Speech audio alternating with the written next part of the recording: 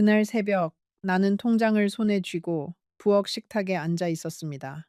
시계는 4시 반을 가리키고 있었고 창밖은 아직 캄캄했지요. 통장을 펼치는 손이 어찌나 떨리던지 페이지를 넘기는 데에도 한참이 걸렸습니다. 그리고 마지막 줄에 찍힌 숫자를 본 순간 나는 의자에서 일어설 수가 없었습니다. 평생 모은 돈, 40년 동안 한 푼 두 푼 아껴 모은 그 돈이 거짓말처럼 사라져 있었거든요. 남편은 그때 이미 세상에 없었습니다. 떠나기 전 병상에서 내 손을 꼭 쥐고 말했지요. 여보, 그 사람한테 절대로 돈 빌려주지 마. 약속해줘. 나는 고개를 끄덕였습니다. 끄덕였는데도 그 약속을 지키지 못했습니다. 남편이 떠난 지 6달이 지났을 무렵 나는 그 약속을 잊은 척, 아니, 잊고 싶은 척 하며 살고 있었거든요. 내 이름은 순자입니다. 올해 80이 되었지요. 오늘 여러분께 들려드릴 이야기는 내가 63이던 해의 이야기입니다. 벌써 17년이나 흘렀는데도 그 1년을 떠올리면 아직도 가슴 한쪽이 무너지듯 아립니다. 친구라고 믿었던 사람, 자매처럼 지냈던 사람, 내 인생의 가장 깊은 비밀까지 나누었던 그 사람이 내 모든 것을 가져가던 그 일련의 이야기입니다. 여러분 중에도 분명 비슷한 경험이 있는 분이 계실 겁니다. 가까운 사람에게 돈을 빌려주고 후회한 적, 남편이나 아내의 말을 흘려듣고 나서 땅을 친 적, 혹은 그 사람만은 아닐 거야 라고 믿었다가 등을 돌린 그 사람의 얼굴을 평생 잊지 못한 적. 이 이야기를 듣다 보면 분명 어느 한 장면에서 여러분 자신의 모습이 떠오를 겁니다. 그러니 지금부터 잠시만 차 한 잔 곁에 두고 내 이야기에 귀를 기울여 주세요. 잠시 후 나는 여러분께 내가 평생 가슴에 묻어두었던 가장 부끄러운 결정 하나를 털어놓을 겁니다. 그리고 그 결정이 어떻게 내 가족까지 무너뜨렸는지, 그 끝에서 내가 무엇을 깨달았는지도 빠짐없이 들려드릴 거예요. 그 전에 이 이야기를 들으시는 동안 혹시 나라면 그렇게 하지 않았을 거야 하는 생각이 드신다면 댓글로 꼭 남겨주세요. 정말 그러셨을지 한 번쯤 같이 생각해 보고 싶거든요. 내가 영자를 처음 만난 건 23살, 시집 오던 해, 가을이었습니다. 영자는 옆집 며느리였지요. 나보다 2살 위였고, 키가 작고 눈이 동그란, 웃을 때 입꼬리가 한쪽만 올라가는 사람이었습니다. 시어머니께 혼이 나서 마당 한 구석에 쪼그려 울고 있던 날, 영자가 담장 너머로 손을 내밀어 떡 한 조각을 건네주었습니다. 그게 시작이었어요. 떡 한 조각이 사람 마음을 그렇게 흔들 수 있다는 걸 그때 처음 알았습니다. 우리는 40년을 함께 했습니다. 김장을 함께 담그고 아이들 돌도 함께 치르고 시부모님 제사상도 서로 도왔지요. 남편들끼리도 친해져서 명절이면 두 집이 한 집처럼 오가곤 했습니다. 영자는 내 비밀을 알았고 나도 영자의 비밀을 알았습니다. 우리는 자매가 없었지만 자매라고 부르며 살았어요. 시집살이가 힘들 때마다 나는 영자네 부엌에서 한참을 울다가 집으로 돌아오곤 했습니다. 영자도 마찬가지였지요. 우리는 서로의 시어머니 흉을 보면서 서로의 남편 흉을 보면서 그렇게 청춘을 함께 보냈습니다. 영자가 첫 아이를 잃었을 때도 내가 가장 먼저 달려갔어요. 영자가 친정 어머니를 떠나보냈을 때도 내가 사흘 내내 그 곁을 지켰지요. 영자도 그랬습니다. 내가 둘째 아이를 낳고 산후풍으로 고생할 때 영자가 매일같이 미역국을 끓여다 주었어요. 내 시어머니가 돌아가셨을 때 영자가 빈소에서 사흘밤을 같이 세워주었습니다. 그런 영자였습니다. 그런 영자가 변할 거라고는 정말이지 한 번도 상상해 본 적이 없었어요. 우리 둘이 함께 다닌 곳도 참 많았어요. 봄이면 산에 나물 캐러 다니고 여름이면 해수욕장에 아이들을 데리고 갔지요. 가을엔 단풍 구경 가고 겨울엔 김장 품앗이를 다녔습니다. 한 번은 영자가 나에게 언니, 우리 늙으면 같이 살자. 자식들 다 떠나면 우리 둘이서 시골에 작은 집 하나 짓고 살자 하고 약속한 적이 있었어요. 나는 그 약속을 정말로 믿었습니다. 영자도 분명 그때는 진심이었을 거예요. 사람이 그렇게 오랫동안 거짓말을 할 수는 없으니까요. 사람의 진심은 시간을 따라 변한다는 걸 그때는 정말 몰랐어요. 영자와 나는 비밀도 다 나누었어요. 내가 결혼 초에 시아버지께 받은 상처들, 영자가 첫 아이를 잃고 한동안 우울증으로 고생했던 일, 영자네 남편이 한때 다른 여자와 잠시 한눈을 팔았던 사건, 내가 둘째를 낳고 산후풍 때문에 죽고 싶다는 생각까지 했던 일들. 그런 비밀들을 우리는 서로에게만 털어놓았습니다. 친정 어머니에게도 못한 말들을 우리는 서로에게 했어요. 그게 우리 사이를 더 단단하게 만들어 주었지요. 그 비밀들이 나중에 어떻게 칼이 되어 돌아올지는 그때 몰랐던 거예요. 그러던 영자네 가정에 금이 가기 시작한 건 내가 50살을 넘기던 무렵이었습니다. 영자의 남편이 사업에 손을 댔다가 크게 실패했거든요. 한두 번이 아니었습니다. 한 번 사업에 실패한 사람은 그 실패를 만회하려고 또 다른 사업에 손을 댑니다. 그러다 또 실패하지요. 영자네 남편은 그런 사람이었어요. 처음엔 식당, 그 다음엔 건설업, 그 다음엔 무슨 무역회사, 이름만 거창했지. 결국은 빚만 늘어갔습니다. 영자는 그때부터 조금씩 달라지기 시작했어요. 웃음이 줄고, 말수가 줄고, 가끔 우리 집에 와서 한참을 멍하니 앉아 있다 가곤 했지요. 나는 그 모습이 안쓰러워서 김치도 한 통씩 더 담아주고, 반찬도 나눠주고, 가끔은 봉투에 10만 원씩 넣어 슬쩍 손에 쥐어주기도 했습니다. 영자는 처음엔 한사코 사양했지만 결국은 받아갔어요. 사람이 정말 어려워지면 자존심도 잠시 내려놓게 되더라고요. 나는 영자가 그러는 게 더 마음 아팠습니다. 우리 영자, 평생 자존심 하나로 살아온 영자가 이렇게 봉투 하나에 고개를 숙이고 있다는 게요. 남편은 그때부터 영자를 경계했습니다. 여보, 저 사람 눈이 변했어. 사람이 막다른데 몰리면 가까운 사람부터 쳐다보는 법이야. 조심해. 나는 남편의 말이 야박하다고 생각했지요. 사람이 어려울 때일수록 더 챙겨줘야지. 그게 사람의 도리 아니냐고 따졌습니다. 남편은 더 말하지 않고 그저 한숨만 길게 쉬었어요. 지금 생각하면 그 한숨이 내가 평생 들은 가장 정확한 경고였습니다. 내 남편이라는 사람은요, 평생 말이 많지 않은 사람이었어요. 화도 잘 내지 않고 큰 소리도 잘 내지 않는 사람이었지요. 그런 사람이 영자에 대해서만큼은 자꾸 같은 말을 반복했습니다. 조심해. 정말 조심해. 나는 그게 이상했어요. 왜 영자에 대해서만 그렇게 단호한지. 한 번은 내가 물었습니다. 당신, 영자한테 무슨 안 좋은 감정이라도 있어요? 남편은 고개를 저었어요. 그게 아니야. 그저 사람을 좀 아는 것뿐이야. 사람을 안다는 게 그게 어떤 의미인지 그때는 몰랐습니다. 지금은 알아요.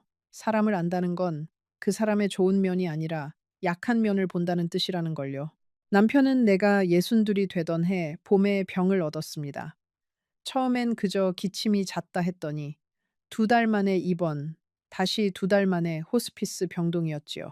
사람의 한 생애가 그렇게 빨리 저물 수 있다는 걸 그때 처음 알았습니다. 남편은 마지막까지 정신이 또렷했습니다. 떠나기 사흘 전 나를 부르더니 이렇게 말했어요. 여보, 내가 죽으면 영자가 찾아올 거야. 분명히 찾아와. 그때 절대 돈 빌려주지 마. 약속해.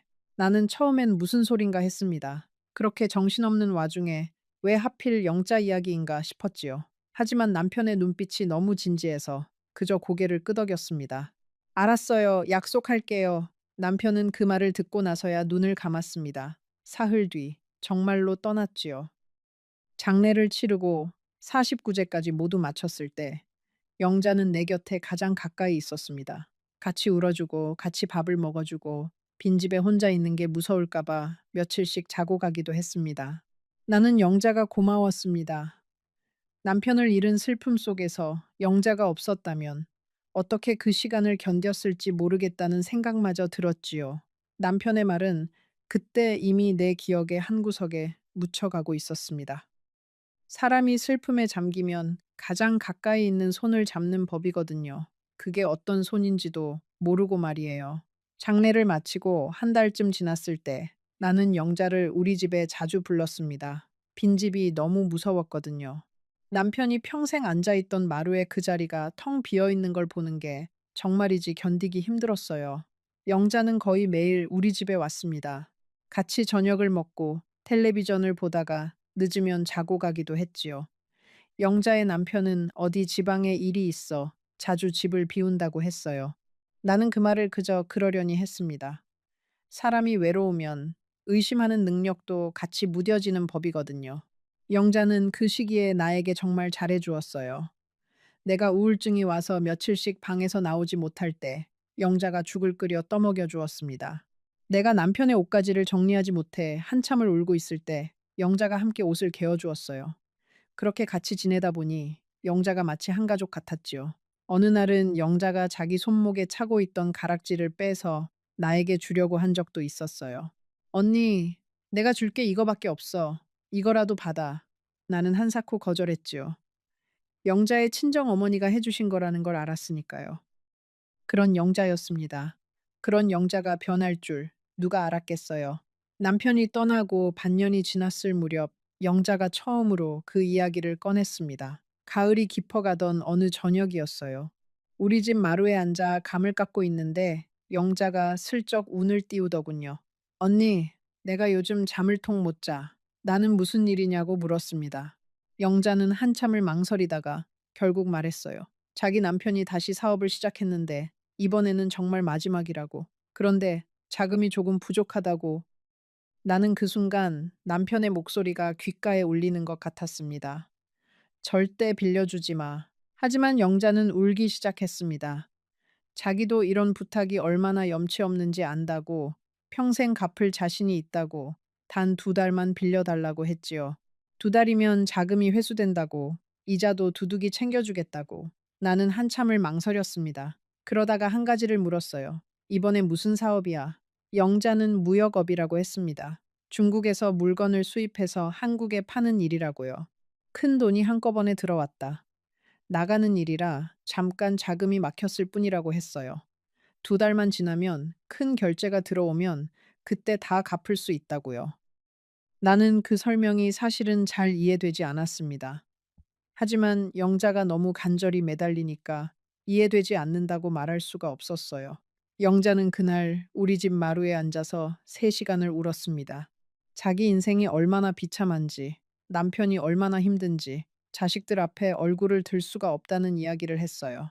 사람이 3시간을 울면 듣는 사람 마음도 무너집니다. 나도 같이 울었어요. 영자의 손을 잡고 함께 울었지요. 그러다 결국 영자의 손을 잡고 말했어요. 얼마면 되겠어? 영자가 부른 액수는 3천만 원이었습니다. 그때 내 통장에는 평생 모은 돈이 있었지요. 남편이 보험으로 남겨준 돈, 작은 가게를 정리하고 나온 돈, 그리고 내가 한 푼 두 푼 모은 돈까지 합치면 한 1억 가까이 되었습니다. 나는 3천이면 큰 돈이지만 못 빌려줄 정도는 아니라고 생각했어요. 그리고 영자가 2달이라고 했으니까 2달만 참으면 된다고 생각했지요. 나는 그 다음날 은행에 가서 돈을 찾아 영자에게 건넸습니다. 차용증도 받지 않았어요. 40년을 함께한 사이에 그런 종이 한 장이 무슨 필요냐 싶었거든요. 은행 직원이 그때 한번 물었어요. 할머니, 이 큰 돈을 다 찾으시려는 이유가 있으세요? 나는 친구에게 잠시 빌려준다고 했지요. 직원이 잠깐 머뭇거리더니 차용증이라도 받으시는 게 좋다고 했어요. 친한 사이일수록 더 그렇다고요. 나는 웃었어요. 우리 사이는 차용증 같은 게 필요 없어요. 그 직원의 표정이 미묘하게 변했던 게 지금도 기억납니다. 그 표정은 마치 이미 결과를 알고 있다는 듯한 그런 표정이었어요. 사람들이 늘 보아오던 풍경이었던 거지요. 친구에게 큰 돈을 빌려주고 차용증도 받지 않고 그렇게 돈을 잃는 사람을요. 돈을 찾아 영자네 집에 갔을 때 영자는 나를 끌어안고 또 울었습니다. 언니, 정말 고마워. 내가 이 은혜는 평생 잊지 않을게. 영자가 그렇게 말할 때 나는 정말 좋은 일을 했다고 생각했어요. 친구가 어려울 때 돕는 것, 그게 사람의 도리라고 생각했지요. 집으로 돌아오는 길에 나는 콧노래까지 흥얼거렸습니다. 남편이 떠난 이후로 콧노래를 흥얼거린 건 그게 처음이었어요. 그러나 그게 내 인생에서 가장 어리석은 콧노래였다는 걸 그때는 알지 못했습니다. 2달이 지났습니다. 영자에게서 아무 연락이 없었어요. 나는 먼저 묻기가 미안해서 그냥 기다렸습니다. 2달이 지나도록 영자가 연락 한 통 없다는 사실이 처음엔 그저 일이 바빠서겠지 하는 정도로 넘어갔어요. 하지만 시간이 흐를수록 그 침묵이 이상하게 무거워졌어요.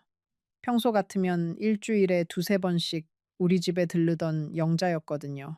한 달이 넘도록 얼굴 한번 보이지 않는다는 건 평범한 일이 아니었습니다. 그래도 나는 먼저 전화를 걸지 않았어요. 돈 이야기를 꺼내는 것 같아서요. 사람 사이에 돈이 끼면 작은 일도 큰 일처럼 보이기 시작합니다. 석 달이 지났습니다. 영자가 우리 집에 들렀어요. 손에 작은 케이크 상자 하나를 들고요. 언니, 내가 미안해서 어떡해. 자금 회수가 좀 늦어지네. 한 달만 더 기다려줘. 나는 괜찮다고 했습니다. 친구끼리 무슨 그런 걸 가지고 그러냐고 천천히 갚으라고 했지요. 그게 두 번째 실수였습니다. 그날 영자가 가져온 케이크는 작은 조각 케이크였어요. 두 사람이 먹기에도 작은. 영자는 그 케이크를 식탁에 놓더니 자기는 입맛이 없다며 한 입도 먹지 않았습니다. 나도 결국 한 입도 먹지 못했어요. 케이크는 그날 밤늦게까지 식탁 위에 그대로 놓여 있었고 결국 다음 날 아침에 버려야 했습니다. 그때 나는 처음으로 이상한 느낌이 들었어요. 무언가가 어딘가가 잘못되어 가고 있다는 느낌이요. 하지만 나는 그 느낌을 애써 무시했습니다. 사람은 자기가 보고 싶은 것만 보거든요. 나는 영자가 곧 갚을 거라는 것만 보고 싶었던 거예요. 그날 영자가 돌아가고 나서 나는 마루에 한참 앉아 있었어요. 그리고 처음으로 남편의 영정 사진 쪽으로 시선을 돌리지 못했습니다. 마치 남편이 내가 뭘 했어 하고 말할 것 같아서요. 그 사진을 보지 않으려고 나는 그날 마루의 반대편에 앉았습니다. 우습지요. 사진은 사진일 뿐인데 그 사진의 시선이 그렇게 무거울 줄이야. 죄책감이라는 건 죽은 사람의 사진 한 장도 그렇게 무겁게 만드는 거예요. 5달이 지났을 때 영자에게서 전화가 왔습니다. 목소리가 평소와 달랐어요. 떨리고 있었지요. 언니, 잠깐 우리 집에 와줄 수 있어? 나는 그날 저녁 영자네 집으로 갔습니다. 영자네 집은 평소와 달랐어요. 응접실에 늘 있던 비싼 도자기 화병이 사라져 있었고 안방의 벽에 걸려 있던 큰 그림도 보이지 않았습니다. 영자는 그것들에 대해 아무 설명도 하지 않았어요. 나도 묻지 않았지요. 사람의 집이 비어가고 있다는 걸 나는 그날 처음 알았어요. 가구는 그대로인데 그 집의 공기가 비어가고 있더라고요. 6달이 지났을 때 영자는 또 찾아왔습니다. 이번에는 손이 비어 있었어요. 그리고 또 한 가지 부탁을 했습니다. 언니, 이번에 사업이 막바지인데 한 번만 더 도와주면 정말 마지막이야. 그동안 빌린 거랑 합쳐서 한꺼번에 갚을게. 이번에는 5천만 원이었습니다. 나는 망설였습니다. 정말 망설였어요. 그런데 영자는 무릎을 꿇었습니다. 내 앞에서 무릎을 꿇고 두 손을 잡고 울었어요. 언니, 나 이거 못 받으면 죽어. 우리 식구 다 죽어. 그때 영자가 한 말 중에 하나는 지금도 잊을 수가 없어요. 언니가 안 도와주면 나는 정말 갈 데가 없어. 우리 영감이 어떻게 될지도 몰라. 언니가 안 도와주면 우리 아이들이 어떻게 될지도 몰라. 언니, 40년이야. 우리 40년인데 마지막에 한 번만 더 믿어줘. 40년. 그 말이 내 가슴을 가장 크게 때렸어요. 40년이라는 시간이 사람 사이에 그렇게 무거운 무게가 된다는 걸 그때 알았습니다. 영자는 그 시간의 무게로 나를 짓누르고 있었던 거예요. 그리고 그게 효과가 있었습니다. 40년이라는 단어 앞에서 나는 더 이상 거절할 수가 없었어요. 사람이 무릎을 꿇으면 거절하기가 정말 어렵습니다. 게다가 이미 3천을 빌려준 마당에 5천을 더 빌려주지 않으면 그 3천도 못 받을 것 같다는 계산이 들었어요. 내 머릿속에는 그 두 가지 생각만 맴돌았습니다. 영자를 일으켜 세우고 다시 은행에 갔습니다.